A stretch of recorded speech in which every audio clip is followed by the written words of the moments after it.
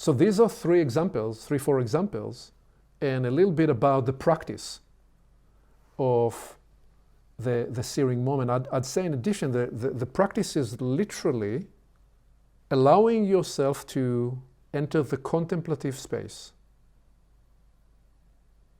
And now I'll actually bring into it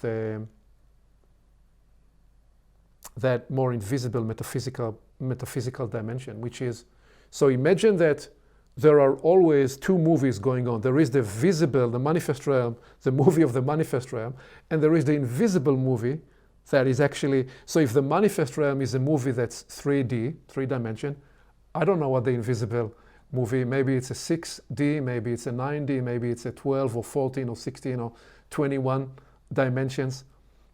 So if we can talk about the manifest realm as a hologramic unfolding movie, I don't know what the language will be to describe the multi-dimensional nature of the realms of potential. What I'm proposing is that, so something happens in the manifest realm, and from the realms of potential, one permission or one script infiltrated that moment. But you can actually, in your contemplative life, choose to source the realm of potential, and you can say, okay, well, that's one way that story unfolds. I can actually source another story, and a second, and a third, and a fourth story, or I can take that one story and I can unfold it to the next chapter, and the next chapter, and the one after that, where sometime a moment of transformative message or teaching really only reveals its fuller potential 7 or 9 or 12, or in my case, because I'm slow in process, 28 years later, where the chastity of the practice is that you allow the moment that occurred to regain its originating, sourcing permission in yourself. So you're not bound by the limitation of how somebody else would tell the story. Now, somebody may say, this is just a large psychobabble. Somebody else say, nice, you've just shared with us a whole new shadow work technology. Fair enough, all of those would be true. I'm saying there is something much more potential here in the context of the self-authoring significance of human life and how we are called to discover the next phase of evolution. This was a lot longer than what I imagined, but I'm going to pause here. Wonderful. Well, thank you, Aviv, for not holding back either. I appreciate the fullness of the sharing and the explanations. And I feel that I need the fullness in order to be able to respond in a full way. And then what just came to me a couple of minutes ago was an appreciation of an example that's very alive in my life today. That is an example of a searing moment and the reauthoring process. So I've been doing it too. I didn't have the vocabulary or the clarity around how this might be a general tool that can be applied. A whole new modality of shadow work, you could say, you have said.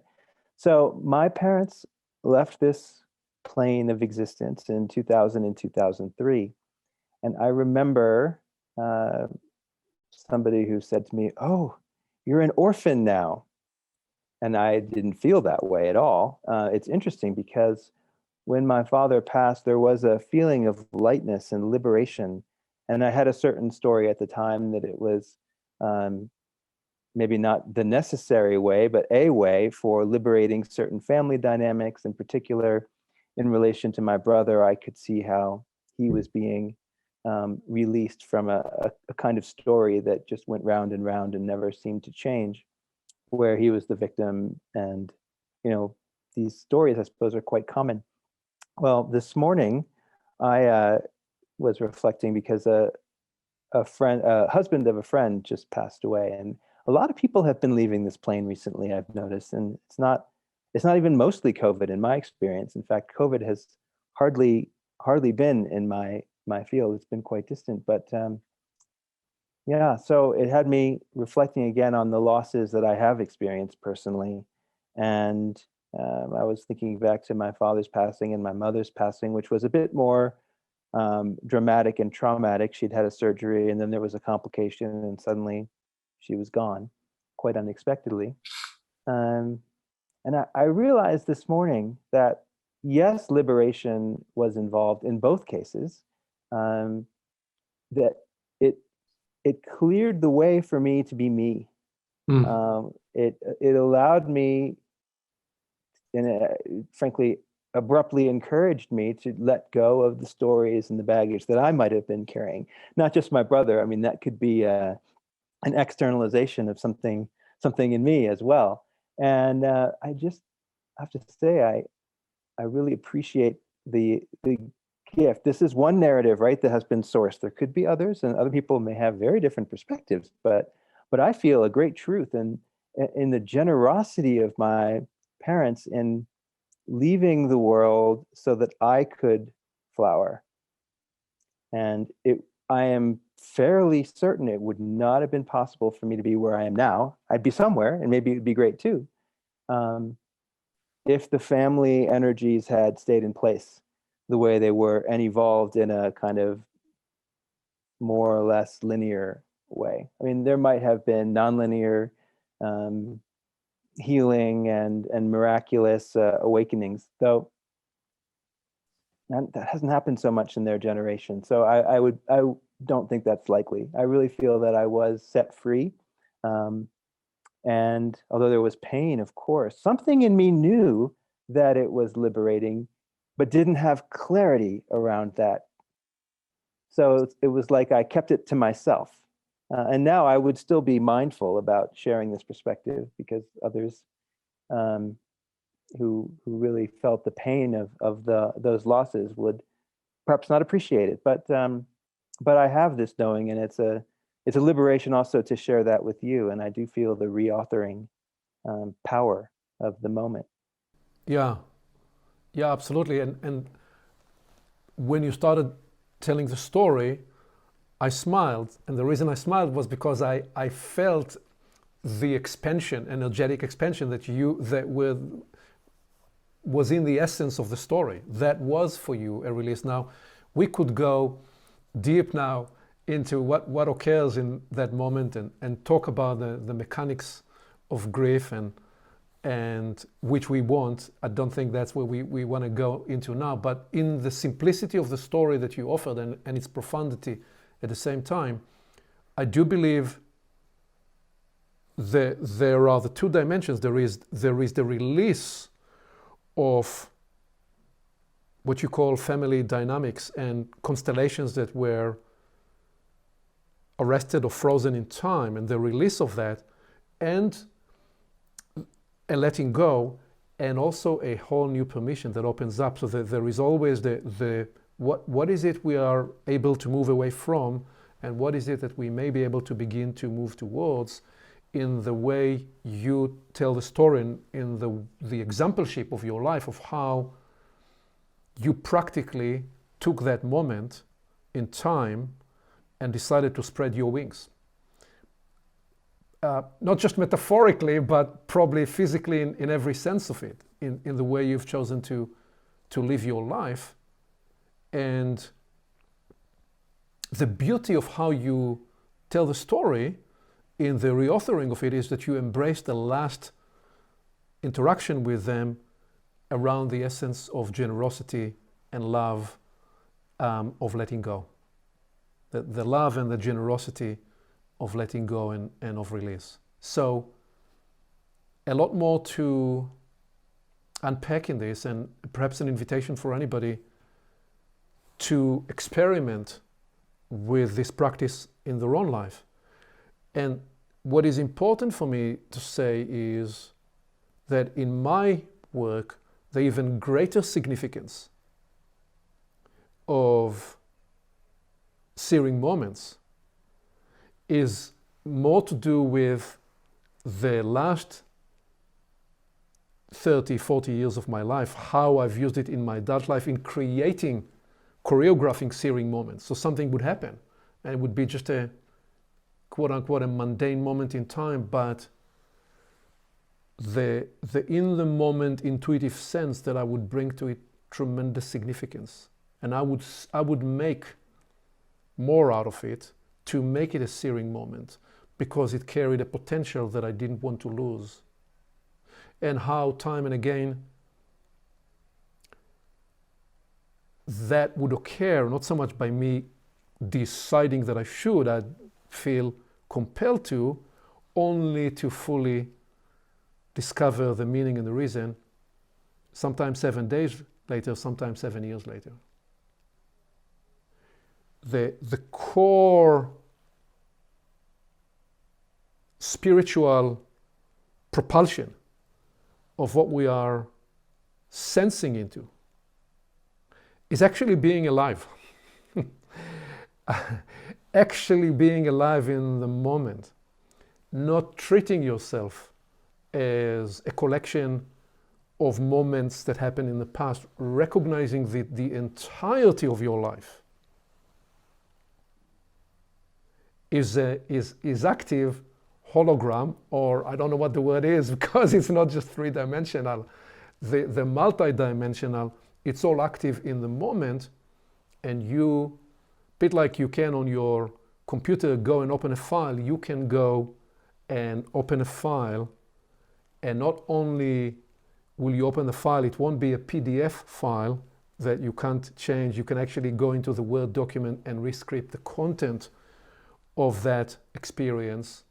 And when you do, not only have you changed the present, you've actually healed the past. And because you have healed and re-scripted the past, you have changed the present and enabled a whole new future to reveal itself to you. And I think, and I believe there is an extraordinary potential, transformative potential for individuals, for groups of people, for nations, because we need to find ways to honor so much of what has happened, the painful and the beautiful, because if we're going to do good in the world going forward, we need to be truthful about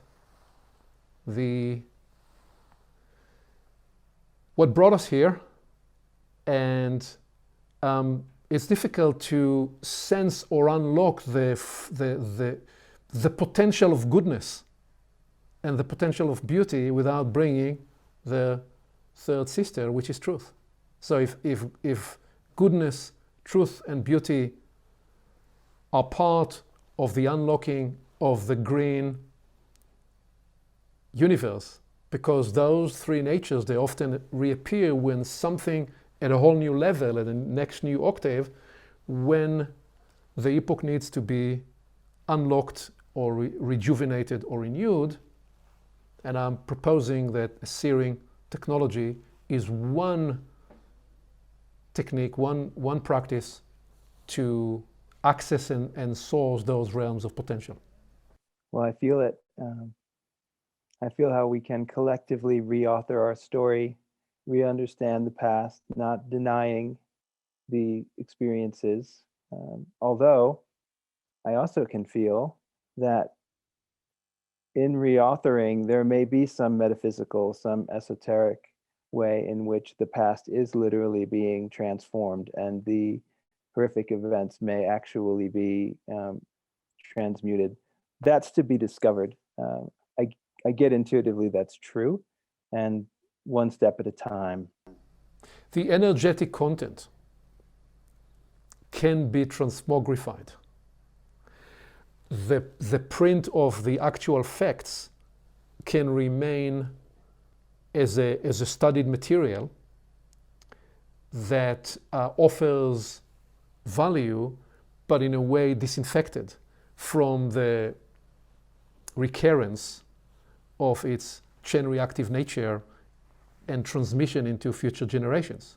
So what you are describing there, that I've tried now to to, in a clumsy way, describe in language, because again, I've never talked about this in quite this way, so I'm searching for the language in the moment.